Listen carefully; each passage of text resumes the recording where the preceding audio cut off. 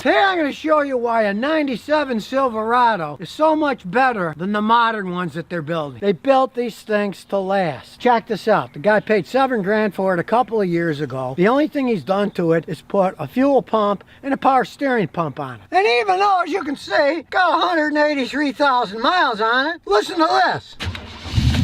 Starts right up, sounds like a dream, no misfires. Smooth engine, not shaking. Now the owner admits it burns oil. If he changes the oil after 5,000 miles, in between he has to add about half a quart of oil. No biggie. I've seen new ones that in that period of time would go through 5 or 6 quarts of oil, and GM would say, oh well, that's normal on these engines. Seriously, they don't make them like they used to. The modern ones, I see the transmission's going out early. This one's still got the original transmission. It's just like a dream. Got a full-size bed, and he's going to be putting these rally wheels on later. And the advantage of these older ones, like this 97, is you can do a lot of modifications yourself. You don't need to have a bunch of computers to modify stuff. You can still play around with these things. And being a 1500, there are parts all over the place. You can trade for them. You can buy them on eBay. There's all kinds of parts available for these things relatively cheaply, so you can play to your heart's content without spending a small fortune. Brand new 2021 Silverado, they start for about $34,900. Paid $7 for this 2 years ago, and it's still running fine. Even if the engine and transmission went out and he had to spend a few thousands fixing them, it's worth it. These things are solid. If they don't rust out, they can last forever. And let's check the undercarriage out. Here we have the frame. Solid as can be. You're always going to see superficial rust. That means nothing. This frame is solid as can be. You can see it's a real truck. It's got a solid frame, and then the bed is bolted onto the frame. This is not some unibody pile of junk. And another reason these are great, they got strong differentials in the back to drive the rear wheels. This is a rear-wheel drive pickup truck. The differential in this truck was made in the United States. And if you know anything about late model Silverados, their rear ends go out all the time. And it took this genius in Florida to figure out why, where he studied the rear ends and found out that they were made in Mexico and they were not building them correctly. So the way they were building them, they were not tightening them up tight enough. The internal bearings would have the equivalent slack of a rear end that had 80 or 90,000 miles. This is fresh out of the factory. And then I had customers have 50, 60,000 miles on their new Silverados. The rear ends went out, started howling because they were not made correctly in Mexico. This baby was made in the United States. It's still working fine. Now it looks fine, it's solid. Let's check the electronics out because that never lies. So I'll hook the old scan tool up, turn it on, and here we go. It's an old car, so this is going to take a while to get all this data out. The new ones are a lot faster, but it still gets a lot of information. Now in this case, there's 3 codes, so let's check them out. The catalyst efficiency is low, bank 1 and bank 2, and there's a little bit of a misfire, which doesn't surprise me at all because has the exhaust been modified, as you can hear. And you can hear a little bit of pops here and there. When you modify the exhaust and have it free flow like that, it's often going to mess with the catalytic converter data, and every once in a while you're going to get a pop. Well, that pop is a misfire. Well, it's a good thing this thing is in Tennessee. You don't really have to worry about all the pollution control stuff because they don't check for it anymore, unless you live around Nashville. Now we're going to look at the live data. And we want to look at the computer system. Well, we got all kinds of information to look at. We'll start looking through it. Your fuel ratio is 14.7 to 1. This has 183,000 miles on it. You know what perfect air fuel ratio is? 14.7 to 1. So it's still running perfectly. See, the injector average on bank 2 is 3 milliseconds, and on bank 1 it's 3 milliseconds. That means that the engine's perfectly balanced. If one was off from the other, there's a problem. The engine would roll because one side would be firing different than the other, but these are exactly the same, which is what you want. Now, as we look at the misfire current, you can see there's, okay, they just went to 2 count. The others are all 0. So the number 4 cylinder's having a very minor misfire. Like I say, that's generally because the exhaust system, you're going to get a little popping here and there. You see, when we rev it up, the count goes back to 0. That proves my point. When you're going fast, it doesn't care. But at an idle, with the exhaust being taken off like this and loud, it's got a little bit of a ding. But when you rev it up, it doesn't misfire. So who cares? Transmission data. Here's the 2 to 3 shift. What do we have here? 2 to 3 shift error, 0.44 seconds. That isn't much. With this kind of mileage, so what if it takes a little bit less than half of a second for it to shift from 2nd to 3rd gear? We're not in that big of a hurry, are we? 3 to 4 shift time is instantaneous. it's 0, which doesn't surprise me at all. I often see these in these. 3 to 4, there's less power going. First to second and second to third is when guys are really gunning it to take off. So those are the gears that'll wear more than the higher gears, and this just proves the 3 to 4 shift, it doesn't take any time at all to shift because that's the one that has less wear. But all in all, hey, it runs pretty good. We'll take it for a road test. Here we go around the neighborhood. You're up nice and high, still rides pretty good. And here we go, you can feel it. We're shifting. Pretty smooth shift if you ask me. I'm not whining about it. The computer might say it's off 0.44 of a second, but feels pretty good to me. Now we're getting out on the country road here. See what this old truck can do. Still's got good acceleration. Let's listen to the tranny. I don't call that a rough shift at all myself. She's pretty smooth to me. So now you know the truth about why these old Silverados are a heck of a lot better than the ones they've been building for the last 8 or 10 years. The Silverado, the electric pickup truck, and the vehicle weighs more than 3 tons, 8,800 pounds. That's a lot of weight. It's more than 4 tons. It is one heavy vehicle. Now, unlike the Ford Lightning EV truck, which is basically a F-150 turned into an electric vehicle, this was actually designed as an electric vehicle. It's got the base frame of the Hummer shortened down the electric Hummer, not the gasoline one, of course. And so it was actually made as an electric vehicle. It wasn't an afterthought like the Ford was. And then Ford said, we're going to have a whole new redesigned pickup truck. But now they're kind of thinking, we're kind of having a problem selling these things. Maybe we'll make that new one right away. Now, they're not giving these things away. They're super expensive. You want to get a fancy one? I looked them up. They start at $91,000, but I also looked locally, and guess what? One of them was listed all the way down to $67,000. And you might think, $91,000 vehicle, $61,000. Why? Why? Because people aren't buying them. If they were selling them, they'd be like the Cybertrucks originally were, where people were buying them and then selling them for $150,000. Those days are gone for the Cybertruck. Well, those days never really came for this. The Hummers, yeah, that's a completely different ball game. The mythical Hummer, they were going for tons of money and stuff. But this is a Silverado pickup truck. They weren't that popular yet. Nobody knows if they will or they won't because, of course, it's an electric vehicle. I know people who have them, and they say they can get 450 or so normal driving. And that's not bad. Now, it takes a while to charge up the battery, but 450 is not bad. But they also told me that if we're towing the heavy loads, they can tow a lot because batteries and electric motors have a lot of torque. But when they do tow, their range is cut by more than half. And that's if it's normal. Go to Canada where it's freezing cold in the winter, it's going to tow even less. The problem is people get a big truck, they expect to do big things with it, and if they start doing big things, the range starts going down. Now these are all-wheel drive, it's 2024, so you're definitely not going to get stuck. With the computer systems and the motors and the wheels, you'll be able to have any wheel turn any which way, so you're going to get out of sticky situations. There's no arguing that. And as you can see, it's a real truck. It's got truck clearance. You can mess around with it with the suspension system if you want, but basically it has a nice high stand, so it's not like an electric vehicle that's low to the ground. You're going to scrape the battery. You're going to get stuck if you go off-road in it. Not that I advise people to take 8,800-pound electric vehicles off-road. I mean, there are big rocks, boulders. The battery, of course, is on the bottom. That's the only place you could put it. If the battery was higher, it weighs so much, the thing would topple over. It would handle like garbage. So they all have them on the bottom. Of course, there's no exhaust pipe. It's an electric vehicle. Got independent suspension back here. We'll see how it rides when we take it for a road test.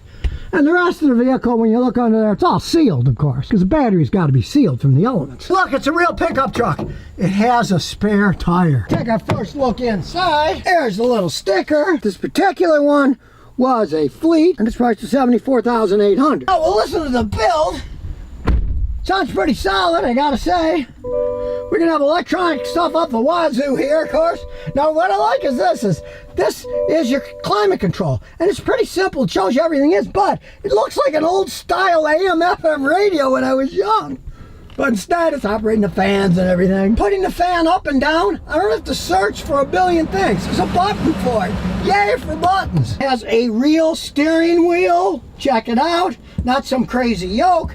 And it's got buttons for your electric parking brake, pop things open. I love this. It isn't all just here like in the Tesla where you think you're driving a computer. It's still got your speedometer in the front. Now this thing's only got 3,532 miles on it. Let's look under the hood. Where's the engine? But you can see it's got a pretty big frunk. Comes with a little charger here. Hey, 220 charger, so that's nice. Now with that giant battery, you gotta use at least the level 2 220 charger. You plug this thing into your house at 110 volts. It would probably take days to fully charge the battery. Realize that. You gotta go level 2 or a supercharger to charge these things up. The battery is 1/3 the weight of the vehicle, and the vehicle weighs 8,800 pounds. So we're talking super heavy, super dense. It's GM's Ultium battery. See if these hold up over time. I haven't seen any of them start on fire yet, I'll give them that. But on the other hand, they've only sold a few thousand of these things. They sold less than 500 of the electric S10s. The last time I looked on these, it was like 6,800 or something they sold in the last quarter, so they're not selling that many of them. If you don't know, there are electric batteries in here. There's a 12-volt battery. Gee, how they got a 12-volt battery to make this thing run? Boy, there's a miracle of engineering. Actually, it's for safety reasons. The big giant battery can't ground the body, because if it did, you touch the body, you would be instantly electrocuted. But that, when you get in the car with the old module, 12 volts starts to send power to the computer. It decides, okay, is everything okay? Is it not too hot, not too cold? Electricity starts going through the system through various transformers and switches. But if that 12-volt battery goes bad, you're screwed. So even though it's got a little battery in here and a big battery on the whole bottom of the car, you got to check it as they age, because if that little battery goes bad, guess what? It won't start. Realize they still have tiny little batteries in them. You got to watch them every once in a while if you buy one of these things. It's all-wheel drive, and I got to say, it's got a nice style. My neighbor came over and he said he wished they made the regular pickup trucks like this. He's not in love with electric trucks, but he likes the look of this thing. Now I think he likes it because, see, he owns a Hummer, and this is based on the electric Hummer. The chassis shortened a little, so instinctually I think he's drawn towards this thing, but he doesn't like electric vehicles, kind of like me. We'll see how it runs. It might be a great running vehicle. I liked that Volvo electric car that I checked out here last year. I thought it was a great car, and this kind of reminds me of it because it's got a regular speedometer, it's got regular headlight switches and stuff, not some computer console you gotta look at, so when you're driving it feels like a regular car. And I like the Volvo because of that. It's an electric car, so I'll probably never buy one.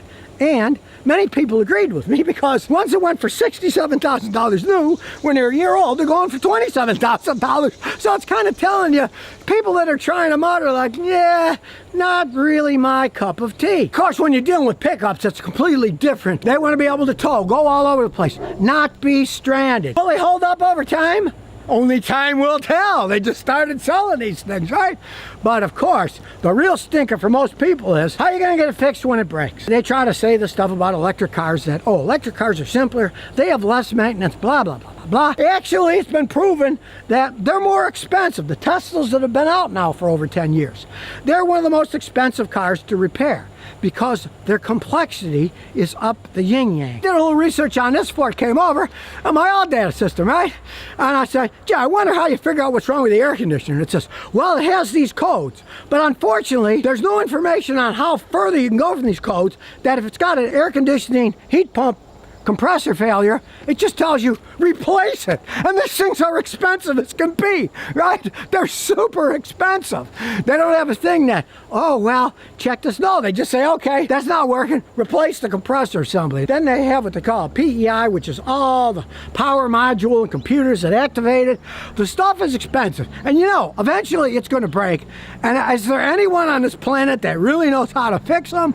Not too many people do. That's one of the big downfalls. People, especially truck guys, you see a lot of old trucks, right? Driving down the road because guys fix them, or they have a friend that knows how to fix them. They've been fixing them for decades. Well, let's see what happens when these things start to get old. People are real leery.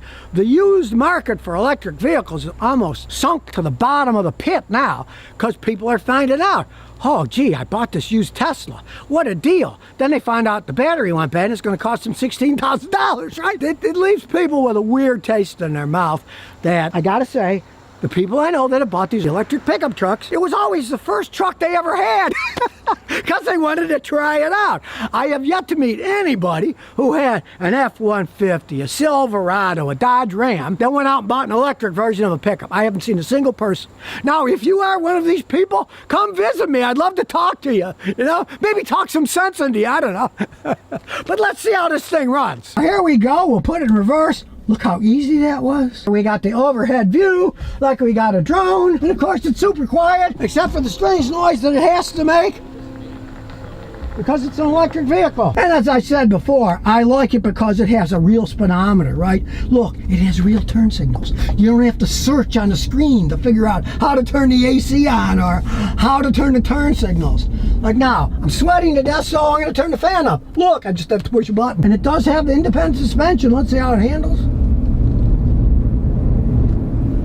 Ooh, you wouldn't think you were in a truck. That's the one thing they really handle much better than a normal pickup truck. They don't have all the weight in the front. So here we go down Tobacco Road. Nobody's over there.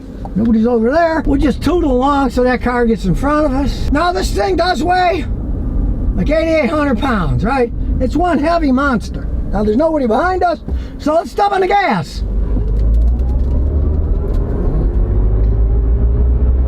For a big heavy truck, hey, takes off really fast. There's no arguing that. Now, it weighs 8,800 pounds. And I do have to say, the Tesla Cybertruck is much faster than this thing. I don't know what they can give statistics on here or there, but I've driven them both. And it's much faster than this thing is. But this is a big Silverado truck. And I mean, anybody who's driving this thing around, you're probably going to be more than happy with that acceleration. Come up to the corner here.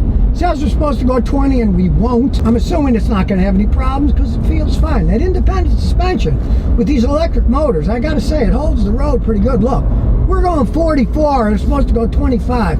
No problems at all. I have to say, driving it around, I do like the layout. The heating system's simple. Dials, turn signals, simple. A knob, gear shift, there it is. Reverse, drive, neutral.